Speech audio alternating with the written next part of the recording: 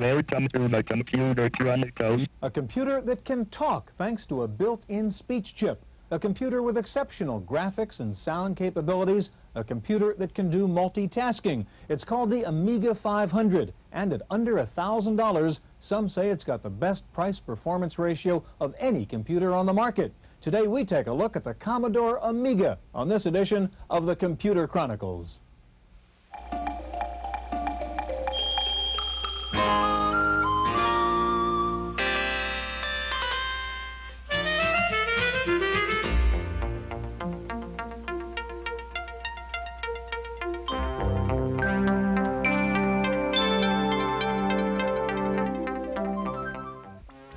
The Computer Chronicles is made possible in part by CompuServe, featuring an online reference library, Wall Street reports, at-home shopping, airline reservations, games, and hundreds of other services. CompuServe, helping people get the most from computers. Additional funding is provided by McGraw-Hill, publishers of Byte. Byte's detailed technical articles on new hardware, software, and languages cover developments in computer technology worldwide.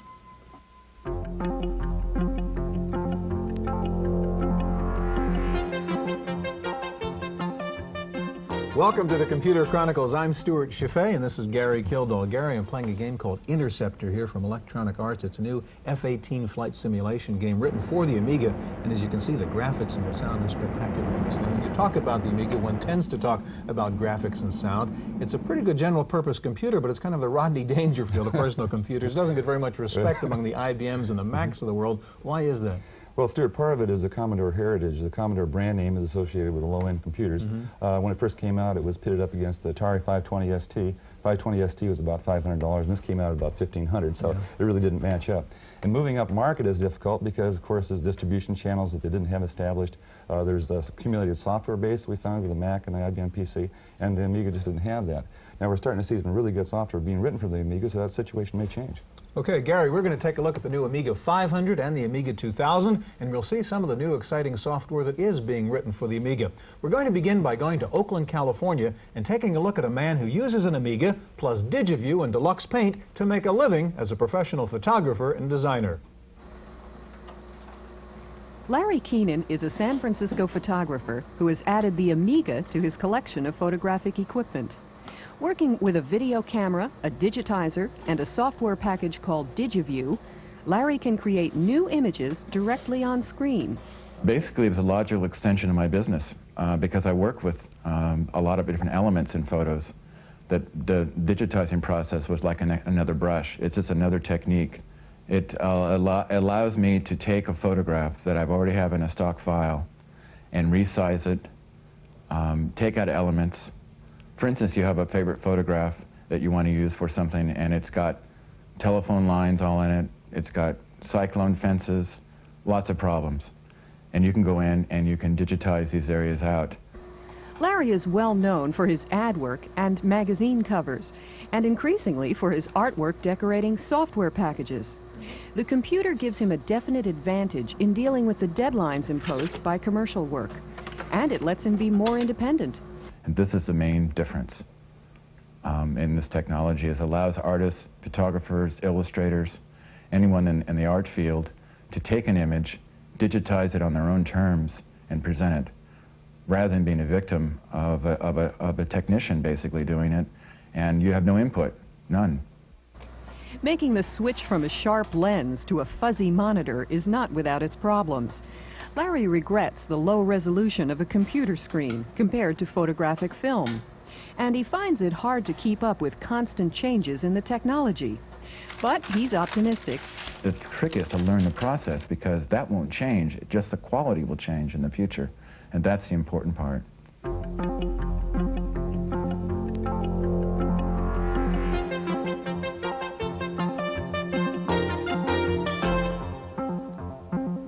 Joining us in the studio now is Heidi Turnipseed. Heidi's an animator with Five Rings Company in Southern California. Next to Heidi is Adams Douglas, Director of Product Development with Micro Illusions in Southern California. Gary? Heidi, you're now using computers to help you with classical animation techniques. Why did you choose an Amiga over an IBM PC or Mac? Well, it was advertised as having full animation capability, the blitter technology and the four-channel sound, the 4096 colors, and the very reasonable price were all factors. Good. So the graphics really drew the machine, though. Absolutely. Right. Okay. Now, we have a program here, Photon, I guess, that you're using for your animation. Can you show us how it works? Here's an animation pencil test that I shot of my 10-drawing cycle of a galloping horse.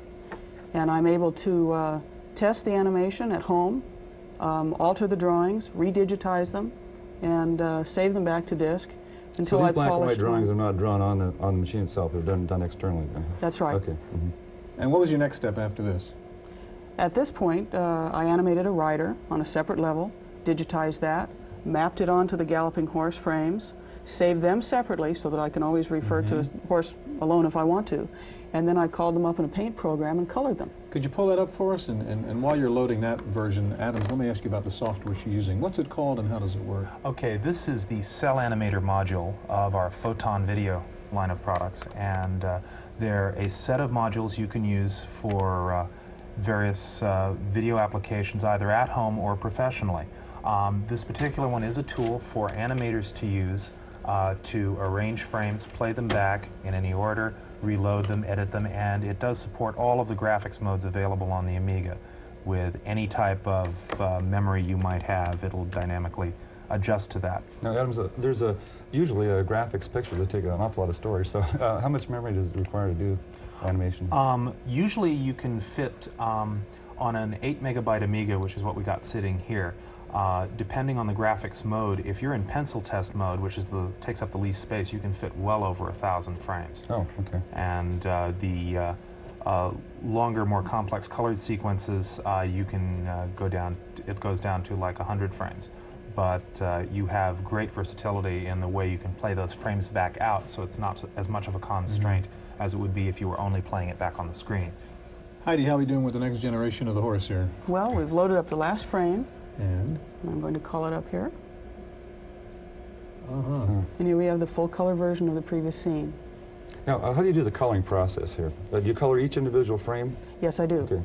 And I have the capability of filling a shape and incorporating the line around the outside of the shape so that the line is actually a deeper shade of the fill color. This is something that is impossible due to the man-hour requirements were it to be done in traditional cell animation. Now, how about the video, excuse me, Stewart, how about the video output from this? Is this commercially usable, like for broadcast, for example? Well, apparently with a third-party Genlock product that has just come out on the market, it is.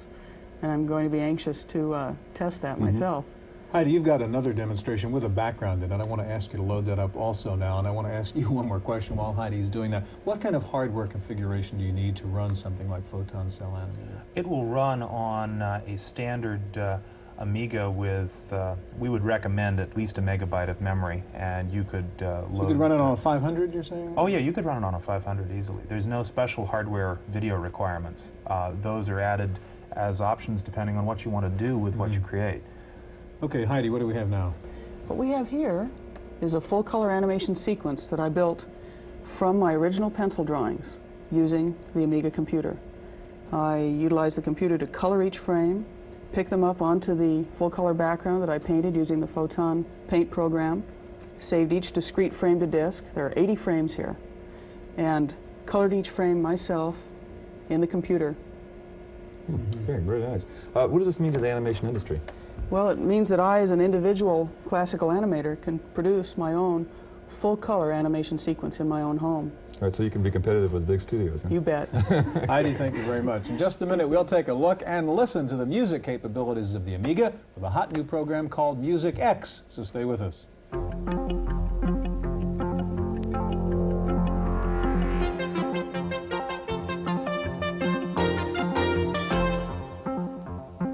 Joining us in the studio now is David Joyner. David's a programmer with Microillusions and the developer of Music X, and back with us, Adams Douglas. David, we've seen how an Amiga can be used for professional animation. What does an Amiga do for you as a musician? Well, it allows me to essentially set up a multi-track recording studio in my home. the synthesizers nowadays all have what is called MIDI, which stands for Musical Instrument Digital Interface. It's like a set of agreements between various music synthesizer manufacturers as to how their various instruments can communicate with each other. And the computer can receive that information and process it in various ways. And I will now attempt to record a performance and show you how it works. I'll set the tempo to some reasonable value, 131 quarter notes per minute. I'll now start to record. The drum machine, which has been synchronized to the computer, will automatically start.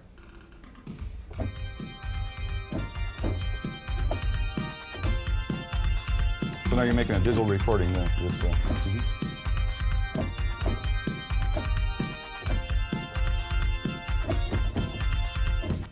And I stop that, store it into the machine. Now if I go back to the beginning and play again,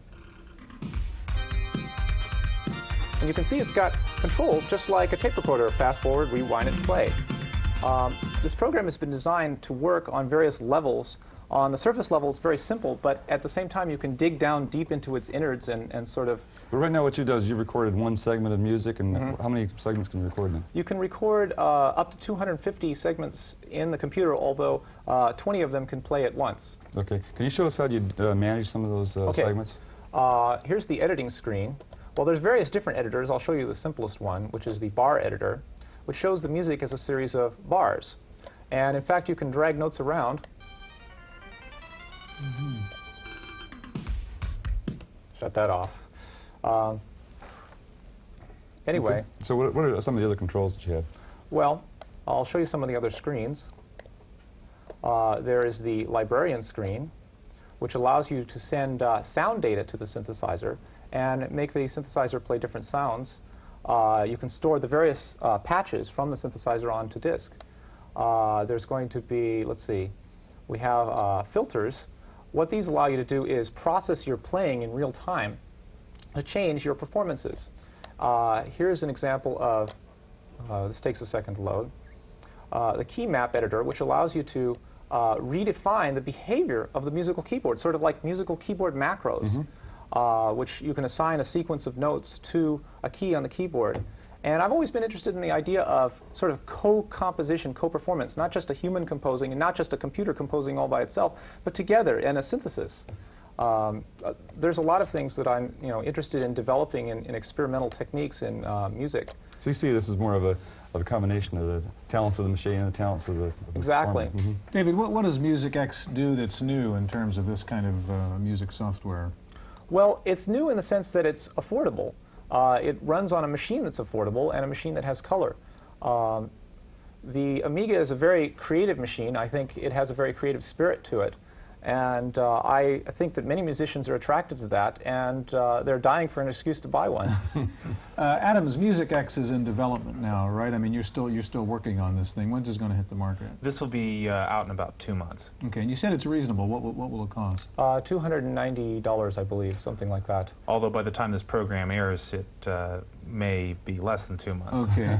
And is this for the professional musician, primarily MusicX, or is it for a person who's not a performer and can still take advantage of this? Well, I think the program can adapt to various levels of talent. If you're an amateur musician, sort of like I am, I'm really a sort of a musician techie, I like to be able to compose on a screen because I'm not that great of a keyboard player. But on the other hand, I want something that the professional can also use and in his work. One last question. We've heard of the Atari ST a lot from musicians. How does that compare to an Amiga for what you're doing? Well, I think the Amiga is a little bit more polished in the way it's designed. And I'm hoping that MusicX will be able to support a lot more features because of the multitasking power of the Amiga. David, Adams, thank you very much. Now we know about the music and graphics capabilities of the Amiga. There are also scientific applications on the Amiga. Wendy Woods has a report from the Smith Kettlewell Eye Research Foundation in San Francisco. Now you see it. Now you don't. The letter E vanishes when the motion stops. In this experiment, the lines with the black squares appear to be crooked. But when the color is changed to green, they are straight. These are two of dozens of visual experiments being conducted at San Francisco's Smith Kettlewell Eye Research Foundation, where a team headed by Dr. Ken Nakayama is studying human visual perception, and specifically how motion is involved in helping us to see. Dr. Nakayama creates these experiments using Amigas, running deluxe paint software from Electronic Arts. Well, the Amiga, especially at the time that it emerged about 2 years ago, was really the only thing on the block to do the kind of things that we wanted to do. It has a really great graphics capability, as you're probably aware. It has special hardware which enables you to move images around without even the CPU knowing it's happening, essentially. So you can just do things very, very fast. You can't do it on the previous machine. Dr. Nakayama feels that Amigas and micros in general are opening a whole new field of vision research. The motion that you can achieve on a computer screen simply cannot be duplicated by standard eye tests. People here are pioneering the use of low-cost micros with technically sophisticated graphics in vision research. And eventually, these Amiga graphics experiments may end up in clinical settings to test actual patients with vision problems. In San Francisco, for the Computer Chronicles, I'm Wendy Woods.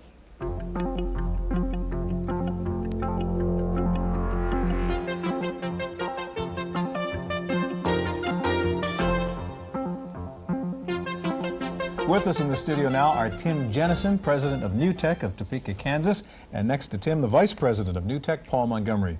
Stuart, so far we've seen the Amiga used for animation and for a musician's tool. We have a TV camera sitting here, so I guess we've covered all the bases. We're up to video on the Amiga. Tim, why did you choose the Amiga as a target for your product, a video product? Well, the Amiga, of all the computers on the market, is really most well suited for video use. Right out of the box, it's without any other display cards. It's got NTSC video, can display 4,096 colors at once, which is really enough to get a photographic quality image on the screen. Plus, with certain coprocessor chips and internal circuits, it's really a powerhouse. It's got the throughput and the horsepower to do what we need to do. And what does your product consist of? Well, the video toaster is a peripheral that turns the Amiga into a professional video box. It really consists of 4 main sections. First of all, it's a display card, and it carries the Amiga past 4,096 colors, so you can display really millions of colors on the screen at once with more resolution. And certain Amiga software packages can already take advantage of that increased resolution and color. Second, it's a frame grabber, or a video digitizer, so it can grab frames from a VCR or a camera 60 times a second in full color. You can use that all by itself to capture frames for saving on disk and later recall. You can import the images into a paint program and do cut and paste operations, for example. We'll see how it works. Okay. First of all, we're looking at the toaster now displaying live video 60 times a second. This is coming off the camera that's sitting on our desk right here. The camera runs into the toaster, and the toaster runs into this monitor. I can slow down the frame rate so you can see that it is really capturing images. If you want to move your hand, Gary, you can see that it's really... A little delay there. Yeah. Okay, some of the effects it can do. This is tumbling around the x-axis, tumbling around the y-axis. This is a zoom. These are typically effects that would be very expensive if you hadn't be by broadcast quality kind of material. Yeah. These effects might cost $20,000 on up to $300,000 to do with traditional video equipment. This is a moving blind effect. Here's a quad mosaic, and then there's kind of a kaleidoscope effect there. This is a 16-level mosaic. And we can do a receding mosaic, which is kind of interesting. And zoom in, and we can do what we call an infinity slide, like a infinity mirror effect you'd see at the barber shop. Here's a mirror effect reflected around the center. This is called pixelization. It's a very popular effect in commercials. It gives it kind of a high-tech computer look. This is called a push-on. This is used widely as a transition from one scene to another in a video. The picture flying around on the screen is an example of what a TV engineer would call an ADO effect.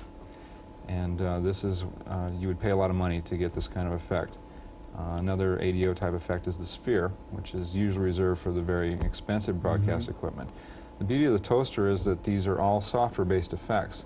So the more software we write for the toaster, the more effects it will do. Paul, who's the customer for this kind of a board? Well, the customer is one of the 7 million camcorder owners in the U.S. right now. It is education.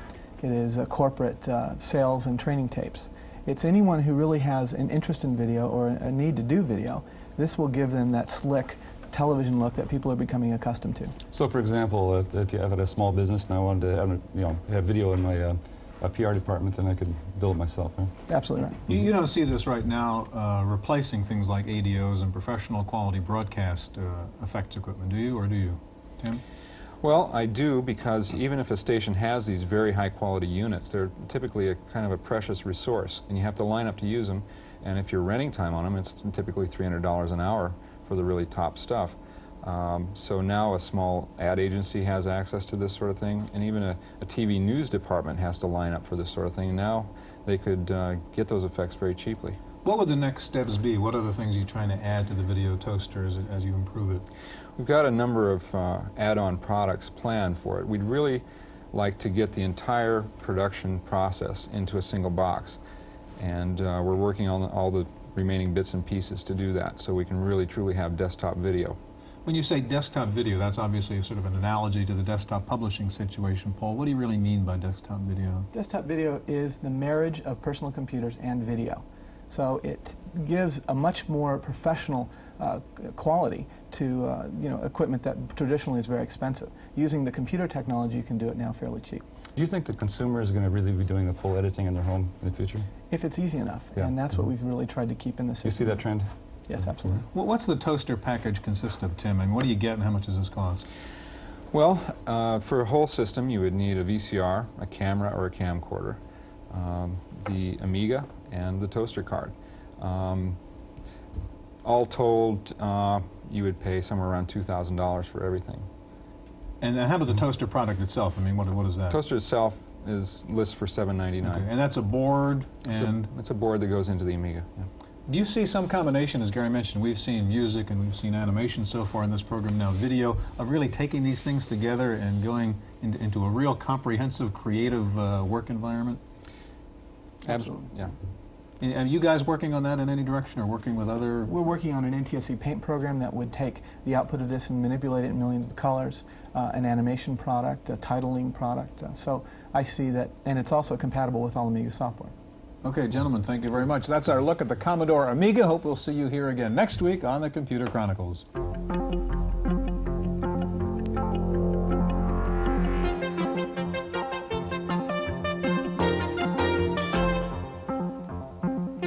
In the Random Access file this week, yet another company has announced a rewritable optical disc storage system for PCs. But this time, Advanced Graphic Applications of New York says it will actually ship its system this November. The rewritable laser disk drive will have 650 megabytes capacity and use 5 1/4-inch disks. The company says the drive will operate as a standard DOS peripheral. The price is $5,000.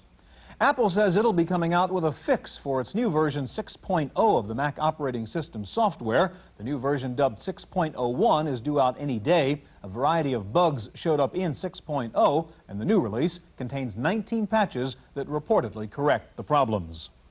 Software maker Broderbund has announced a new venture with 11 Japanese partners to convert successful Japanese software titles to popular American computer formats. The new joint venture, called Kyodai Software, will be based in San Rafael, California. They're promising 12 new software titles in the first year. Symantec, most well known for its MS-DOS programs such as Q&A, has unveiled 5 new software packages for the Macintosh. The programs include a planning, writing, and presentation package called More2, an electronic mail system called Inbox, and 3 program development packages in C and Pascal. Time for this week's software review. Here's Paul Schindler. You know, a blank spreadsheet can be anything, but above all, it's intimidating. It is, in short, a tool so flexible that it's useless, kind of like a personal computer without software. Microsoft Excel can sometimes seem that way, as can any electronic spreadsheet. What do you do with the blank screen? Enter Heiser software. For $4, you get a floppy and a catalog listing more than 500 templates and macros, which can help you figure out how to make the most of your spreadsheet. Like this guided tour of Excel. It's self-written in Excel. It shows you how you can take advantage of the software's power. Or there's this income tax worksheet template from the sample disk. It sure beats writing your own from scratch. Each of these came from another user, like you, who felt it would be useful. They send it to Heiser, who charges customers from $5 to $50 and shares the proceeds with the authors. So spend $4 for the sample disk, or see if Heiser wants to distribute your template. Microsoft Excel templates from Heiser Software in Pleasant Hill, California. For the Computer Chronicles, I'm Paul Schindler. The new video display safety law in Suffolk County, New York has gotten lots of press attention lately, but last week, NYNEX threatened that it would close its directory assistance operation on Long Island because of the new VDT law. NYNEX says the law imposes unnecessary costs on the company, which would have to be passed on to consumers. The Suffolk County VDT law requires employers to provide visual rest breaks, non-glare screens, and free eye care. Computer researchers at Carnegie Mellon University say they've come up with a new sophisticated speech recognition system that can understand any human voice speaking at a normal, rapid rate. The system is called Sphinx. It currently has a 1,000-word vocabulary. Finally, scientists at the Hughes Research Lab in California say they've developed a prototype for the first three-dimensional stacked microprocessor. The chunk of silicon is about the size of a tuna fish can. It includes 1,024 separate processors in a 32 by 32 array. The researchers say they hope to build a 3D chip with more than 16,000 processors that could have the power of the world's largest supercomputer, but use only 50 watts of power and be small enough to fit in your hand. That's it for this week's Random Access. We'll see you next time. The Computer Chronicles is made possible in part by CompuServe, featuring an online reference library, Wall Street reports, at-home shopping, airline reservations, games, and hundreds of other services. CompuServe, helping people get the most from computers. Additional funding is provided by McGraw-Hill, publishers of Byte. Byte's detailed technical articles on new hardware, software, and languages cover developments in computer technology worldwide. For a transcript of this week's Computer Chronicles, send $3 to PTV Publications, Post Office Box 701, Kent, Ohio 44240. Please indicate program date.